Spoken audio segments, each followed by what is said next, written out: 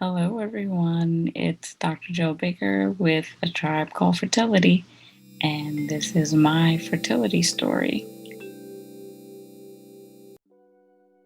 I was in the last year of my doctoral program at Drexel, and me being the type A person, I was really trying to plan the best time for my husband and I to try to start our family.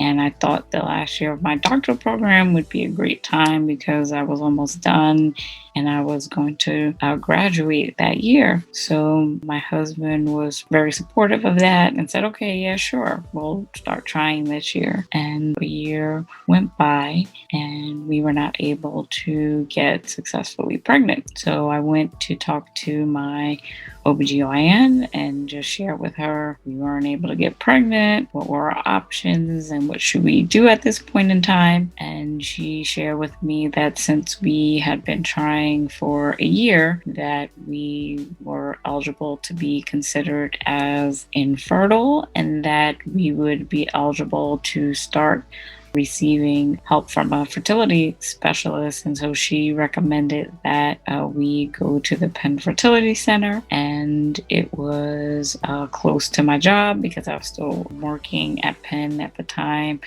And it got great reviews. So we decided to go there. And essentially, we had to start with a baseline of tests for them to be able to kind of pinpoint what was wrong. I had to do a number of invasive tests, including them being able to check my fallopian tubes, my uterus, to make sure there was no blockage. My husband had to provide a sperm sample, which was pretty standard. And after they completed all of those tests, they basically said to us that we basically were in unexplained infertility and that there were some options that we can consider, but essentially it was more so of a timing issue more than anything else. So the options that they presented us were to do an IUI or to do an IUI with clomid, or at some point we could consider IVF. So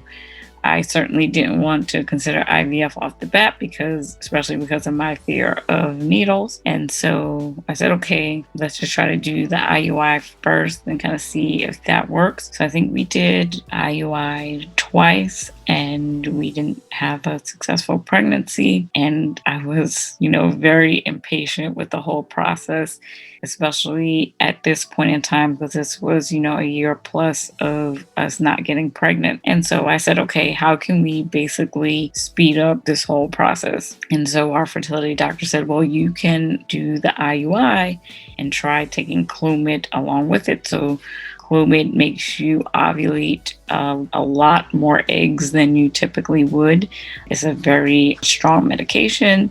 So she shared to me that it would really be in my best interest to see what all the side effects were. So I did my due diligence and did my research and read up on it. And maybe I would think probably every bad side effect that I read about clomid happened to me, including having horrible migraines, having the worst yeast infections that I ever had in my life, just being completely and emotionally out of control. Now, I am a very emotional person, but in work settings, I try my best to not be very emotional. And I was in meetings just crying or getting angry with people. There was a day that I went to lunch with my doctoral sister friends. We typically would go to lunch together at least once a month, and we went to get, I believe it was Vietnamese food. And halfway during lunch, while we're waiting for our food, I just start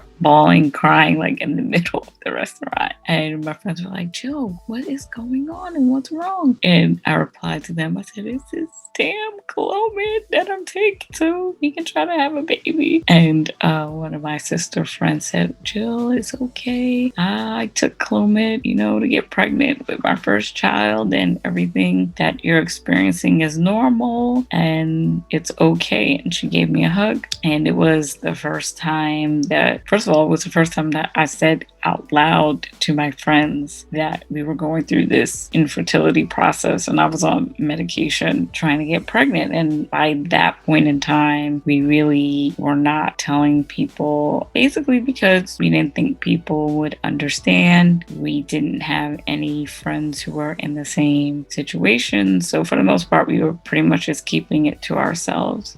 And she was the first sister friend who basically validated for me how I was feeling and that it wasn't abnormal and that I wasn't alone. So that was just a huge relief for me, for sure. From there, more migraines, more yeast infections, just the whole gamut. And so we fast forward to September. We were doing the IUI again. And there was a day that I had called another one of my sister friends, and it was my husband and I. It was our anniversary. It was September 17th, 2010. I said to her, I was like, if this IUI and clomid doesn't work, I said, the next thing that we're supposed to do is to do IVF. And I was like, I can't do IVF because I hate needles. I'm just not good with needles. And she said, Jill, let's not worry about that. Let's not focus on that right now. You could get pregnant today. And I was like, oh goodness, yeah, right. I was like, all these times of taking so many pregnancy tests and them not being positive. So I was just like, why would today, out of all days, why would it happen? And she was like, well, how about you just try to have some faith?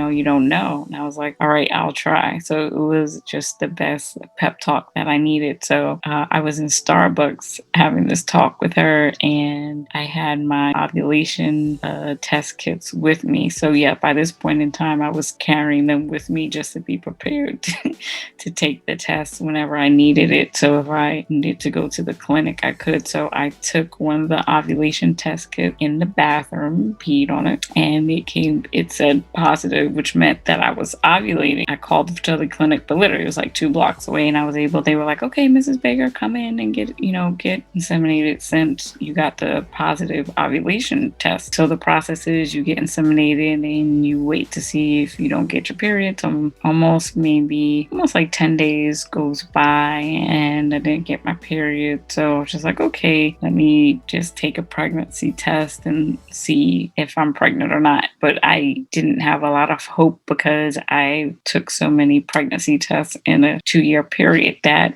they were all negative. So I was just like, why would this be any different? So I took the test. It was Gamal's birthday. It was October 1st and the test was positive. So I go and tell him and I take him the pregnancy test. I was like, look, it's like, happy birthday. The pregnancy test said that we're pregnant. So he says, okay, this is exciting, but let's just wait until we get the blood test just to be sure, because we've had so many ups and downs and so many false alarms. So again, it was just kind of trying to protect ourselves from getting kind of overly excited. The next day, it was a Monday, I went to the fertility clinic, and gave blood. Before I left, the nurse said to me, okay, Mrs. Baker, you may not hear from us tonight, but you'll definitely hear from us tomorrow about your pregnancy test and what the status is. And then maybe that night, maybe around 6 or 7, they gave us a call, and I believe it was one of the nurses said, well, Mrs. Baker, you're definitely pregnant, and it's either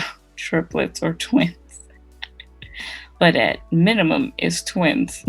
So I said to my husband, I said, well, we are definitely pregnant. And they said minimum twins, maybe triplets. And we really were just completely floored. So in 4 days from that day, it was a Friday, we get our first ultrasound with Dr. Samantha Butts, our amazing fertility doctor, did the ultrasound. And she was like, all right, Mr. and Mrs. Baker. She was like, you have twins, and there's 2 of them. And then, we see them that they're these small, just so small dots, 2 dots. And I start just completely bawling, crying, and Gamal is not saying anything. And Dr. Butt said, Gamal, are you okay? you've never been this, quiet. And he was like, oh, I'm just completely, utterly shocked right now. So that was the, beginning of, the next journey of having a multiples pregnancy.